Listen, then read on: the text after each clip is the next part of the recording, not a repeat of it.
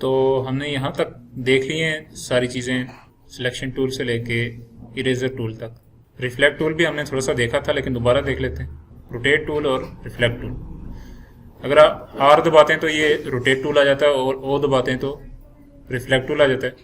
यहाँ पे कुछ ड्रा करते हैं पेन टूल से, ठीक है, और एस्केप प्रेस कर रहा हूँ, बस इतना सा मैंने ड्रा किया, ठीक है। और इसका फील ख़त्म कर देता हूँ। इसको मैं चाहता हूँ कि इसको रिफ्लेक्ट करूँ, तो दो तरीके हैं, राइट क्लिक करूँगा और यहाँ पे ट्रांसफॉर्म पे रिफ्लेक्ट का ऑप्शन है, लेकिन इसको हम अभी यूज़ नहीं कर रहे। रिफ्लेक्ट टूल ये वाला है, अभी रिफ्लेक्ट पे बात करते हैं पहले।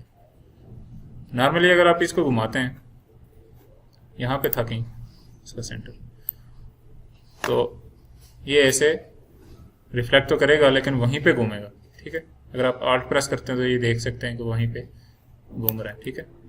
आल्ट प्रेस करके देख सकते हैं। अगर आप कहीं और क्लिक करते हैं, जिस तरह से मैं ये काफ़ी दूर क्लिक कर रहा हूँ और साथ में इसकी कॉपी ले रहा हूँ, और इसकी कॉपी ये ले रहा है लेकिन ऐसे उस सेंटर के अलाम ले रहा है, तो सेंटर इसका आपको डिफाइन करना पड़ता है कि कहाँ से आप इसकी कॉपी जनरेट करना चाहते हैं। तो मैंने यहाँ पे क्लिक किया और इसकी कॉपी ले ली एक इस साइड। तो रिफ्लेक्शन टूल क्या कर रहा है, उसी चीज़ को लेफ्ट साइड को राइट पे रिफ्लेक्ट कर रहा है, या राइट को लेफ्ट पे करेगा, या ऊपर नीचे आप कर सकते हैं, कोई मसला नहीं है। रोटेशन टूल क्या करता है, चीज़ों को रोटेट करता है। अभी मैं इन दोनों को कंबाइन कर रहा हूँ। पहले यहाँ पे इन दोनों पॉइंट्स को सेलेक्ट करके ज्वाइन पे क्लिक कर रहा हूँ, ये आपस में जुड़ गए। इन दोनों को आपस में जोड़ूंगा। अच्छा, मैं चाहता हूँ कि ये थोड़े आपस में करीब हो जाएं। इसको क्लिक करके आप जो कीबोर्ड पे एरो कीज है ना, उनको प्रेस करें। राइट वाली अगर मैं प्रेस करता जा रहा हूँ, 2 3 4 5 6 7 8 9 10, इसको भी मैं इस तरफ लाऊंगा लेफ्ट साइड पे। 1 2 3 4 5 6 7 8 9 10, दोनों को सिलेक्ट करके मैं ज्वाइन कर देता हूँ। थोड़ा करीब करके ज्वाइन करना चाहता था। तो रोटेशन टूल जो है, या रोटेट टूल, इस पर अगर आप क्लिक करते हैं और आप इसे इसको घुमाते हैं, ठीक है, और आर्ट भी प्रेस कर रहा हूँ मैं साथ, तो ये इसमें इसी के ऊपर कॉपी बना ली, क्योंकि सेंटर कौन सा था इसके दरम्यान में जो डिफाइन हुआ था। अगर आप इसका सेंटर चेंज कर देते हैं, जिस तरह से मैं इसका सेंटर यहाँ पे रख रहा हूँ नीचे, ठीक है, क्लिक करना है सिंपल, तो सेंटर चेंज हो जाएगा। अभी अगर आप आर्ट भी प्रेस करते हैं और घुमाते भी हैं इसको, तो इस तरह से ये कॉपी ले लेगा। तो मैंने कंट्रोल डी प्रेस किया तो इसकी डुप्लीकेट कॉपी इसमें एक और ले ली। रोटेट टूल और जो रिफ्लेक्ट टूल है, इसमें एक और चीज़ इंपॉर्टेंट है जो कि बहुत ज़्यादा, अगर आप क्लिक करते हैं और साथ में आर्ट भी प्रेस करते हैं, सेंटर चेंज करते हुए आर्ट भी प्रेस करते हैं, तो ये आपको एंगल भी दे देता है कि आप कितना एंगल इसको रोटेट करना चाहते हैं। तो अगर आप इसको रोटेट करना चाहते हैं 30 डिग्री और कॉपी भी करना चाहते हैं, तो ये 30 डिग्री रोटेट कर रहा है और साथ में कॉपी भी इसने बनाई है। अब आप अगर कंट्रोल डी प्रेस करते हैं तो ये 30 डिग्री पर ही घूमेगा। यह हम रेंडमली एक ऑब्जेक्ट बना रहे हैं। इसी तरह अगर आप रिफ्लेक्ट टूल पे क्लिक करते हैं और आल्ट प्रेस करके कहीं क्लिक करते हैं, तो ये आपको देगा कि आप इसकी हॉरिजॉन्टल कॉपी लेना चाहते हैं, वर्टिकल लेना चाहते हैं। प्रीव्यू करके देखें तो आपको पता भी चलेगा कि क्या हो रहा है। हॉरिजॉन्टल का मतलब ये है। उसके बाद हमारे पास है scale tool. Scale tool, scale से ही वाज़ेह होता है कि मतलब ये स्केलिंग के लिए यूज़ होता है, छोटा बड़ा करने के लिए चीज़ों को। तो अगर आप स्केल टूल पे क्लिक करते हैं और इसको ऐसे बड़ा करना चाहें तो कर सकते हैं, और साथ में अगर आर्ट भी प्रेस करते हैं तो क्या होगा कि इसकी कॉपी भी जनरेट करेगा। नॉर्मली अगर आप इस ऑब्जेक्ट को, सब्जेक्ट को, जो भी है आपके पास, इसको नॉर्मली बड़ा करें और साथ में आर्ट प्रेस करें तो कुछ नहीं होता, लेकिन स्केल टूल से अगर आप इसको बड़ा भी कर रहे हैं और साथ में आर्ट भी प्रेस करते हैं तो इसकी ये कॉपी जनरेट करेगा। अभी इसने कॉपी जनरेट की है, ये देखें, क्योंकि इसमें मैंने फिल भी डाला हुआ था इसलिए आपको नज़र नहीं आता था। फिल को ख़त्म कर लेते हैं दोनों में से। तो स्केल टूल क्या कर रहा है, कॉपी भी जनरेट कर रहा है और साथ में बड़ा भी कर रहा है। अब कंट्रोल डी अगर आप प्रेस करते जाएं तो इसके ऊपर ये स्केल, इसका मतलब वो भी चेंज कर देता है, विड्थ और हाइट, ठीक है, ये भी आप चेंज कर सकते हैं। नॉर्मली अगर आप इस टूल से ये काम करते हैं तो क्या होगा, देखें, सिर्फ एक ही साइड ये, और ये पूरे ऑब्जेक्ट को नहीं ले रहा, स्केल टूल से पूरे ऑब्जेक्ट को ये लेगा। उसके बाद शेयर टूल है। शेयर का मतलब ये, इसके ऊपर बना भी हुआ है एक आइकन कि इसको ये टेढ़ा करेगा।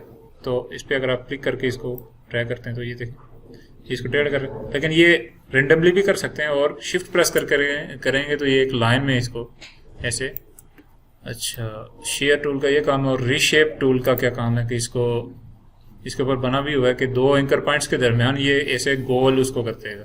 अगर आपने लाइन ड्रा की हुई है और उसमें ये यूज करते हैं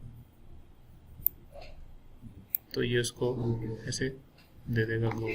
तो शेयर टूल, रीशेप टूल और स्केल टूल आपने देखा। स्ट्रोक पे जाएं, प्रोफाइल यूनिफॉर्म है तो यहाँ पर कुछ विड्थ इस तरह की मतलब आपको ये डिफरेंट किस्म की आउटपुट दे रहा है। तो ये क्या है कि देखें, शुरू जहाँ से हो रहा है वहाँ पर ये इसकी स्ट्रोक पतली, दरम्यान से फिर मोटी हो गई, फिर पतली हो गई, क्योंकि हमने ये इस तरह का ये लिया हुआ। अगर आप खुद से ये काम करना चाहें तो कैसे करें? नॉर्मली यूनिफॉर्म पे होती है।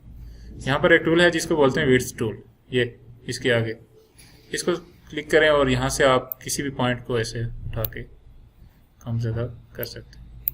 ठीक है, तो इसको अगर हम ऐसे करना चाहें,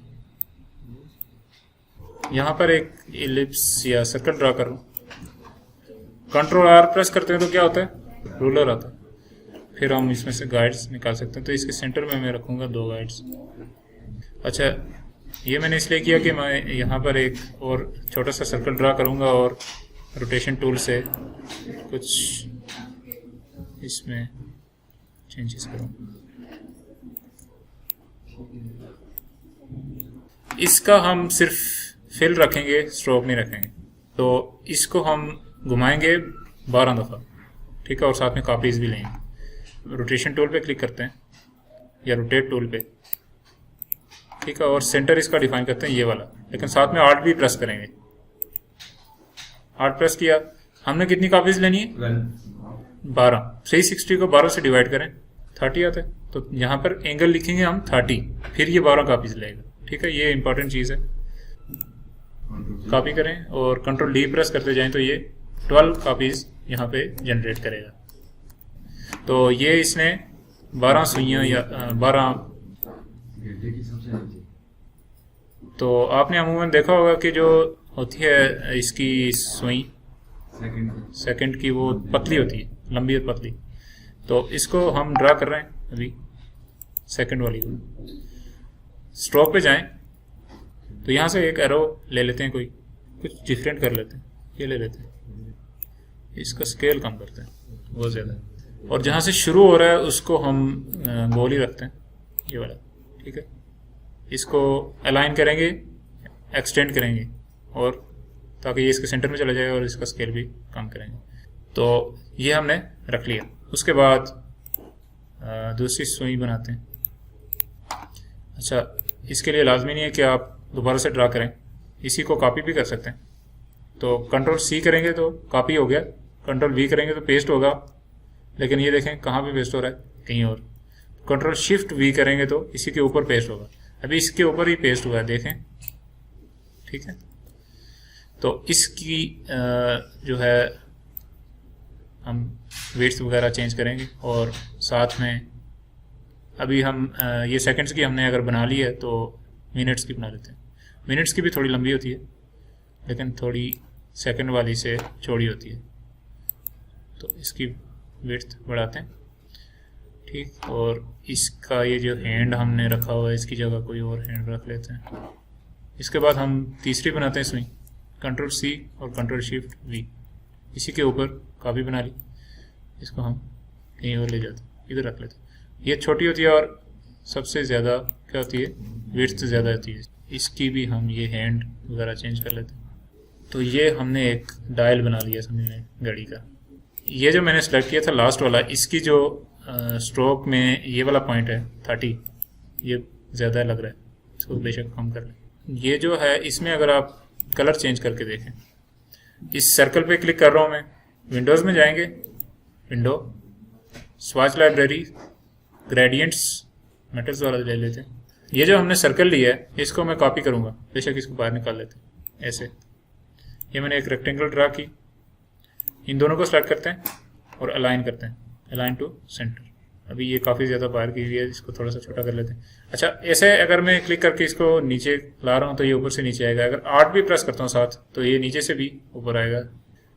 ठीक है, इन दोनों को मैं सेलेक्ट कर रहा हूँ शेप बिल्डर टूल से मैं इन सब शेप्स को एक ही कर रहा हूँ। ठीक है, तो ये एक ही शेप बन गई। मैं ये चाहता हूँ ये वाले कॉर्नर शिफ्ट प्रेस करके और ये वाले कॉर्नर इनको मैं थोड़ा सा राउंड कर, अच्छा इसको सेलेक्ट करता हूँ और शिफ्ट प्रेस करके इसको सेलेक्ट करता हूँ, फिर दोबारा इसको इस पर क्लिक करूँगा तो ये क्या हो जाएगा हमारा की ऑब्जेक्ट। और अगर हम इसको अलाइन करते हैं तो इसके ये ऊपर आ जाएगा। तो इसको सबसे पीछे लेके जाना है, कंट्रोल शिफ्ट और जो ब्रैकेट है लेफ्ट वाली उस पर क्लिक करें तो ये इसके पीछे चला जाएगा। इसको थोड़ा सा बड़ा करूँगा मैं और इसका कलर चेंज करूँगा, थोड़ा सा इसको और बड़ा करते हैं, आल्ट और शिफ्ट दबा दें। और यहाँ पर मैं चाहता हूँ कि एक और सर्कल हो इसी के ऊपर, इसको मैं कॉपी करता हूँ और इसके ऊपर ही पेस्ट कर लेता हूँ कंट्रोल शिफ्ट वी के साथ। ठीक है, और थोड़ा सा इसको बड़ा करता हूँ, इसको बैक में ले जाते हैं, कंट्रोल और साथ में वो की प्रेस करते जाएं। इसका कलर मैं चेंज करूँगा।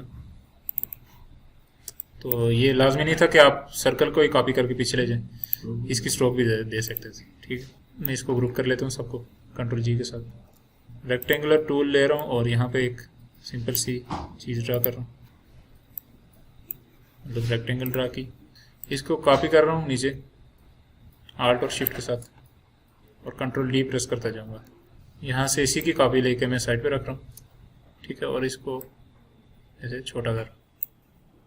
अभी देखें ये ऑब्जेक्ट में चाहता हूँ कि ये बिल्कुल ये इसका सेंटर और इसका इन दोनों का जो सेंटर है बिल्कुल बराबर हो। तो इसका एक मेथड है, इन दोनों को मैं ग्रुप कर रहा हूँ कंट्रोल जी के साथ। ठीक, इसको मैं पहले इसके पास रख लेता हूँ, इस पर क्लिक करूँगा और इन दोनों को सेलेक्ट कर रहा हूँ मैं, और इस ग्रुप पे दोबारा क्लिक किया, सेंटर अलाइन किया तो ये इसके बिल्कुल सेंटर में आ जाएगा। एक ले लिया हमने तो बाकी को डिलीट कर लेते हैं, इसी को कॉपी करते हैं नीचे, पहले कंट्रोल डी प्रेस करते हैं, इन तीनों को सिलेक्ट किया, इनकी कॉपीज ऊपर रख लेते हैं। इन सब की कॉपीज में इस साइड पे भी रखना चाहता हूँ। लास्ट पे यहाँ पे एक और रेक्टेंगल बना लेते हैं, कोई कलर या ग्रेडियंट फिल कर लेते हैं और इसको उठा के इसके पीछे रख लेंगे हम।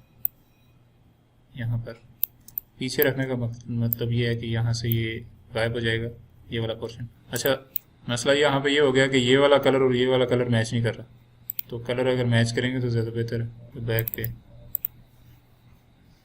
अब इसी की कॉपी मैं नीचे लूँगा, ठीक है, और साथ में इसको रिफ्लेक्ट भी करूँगा।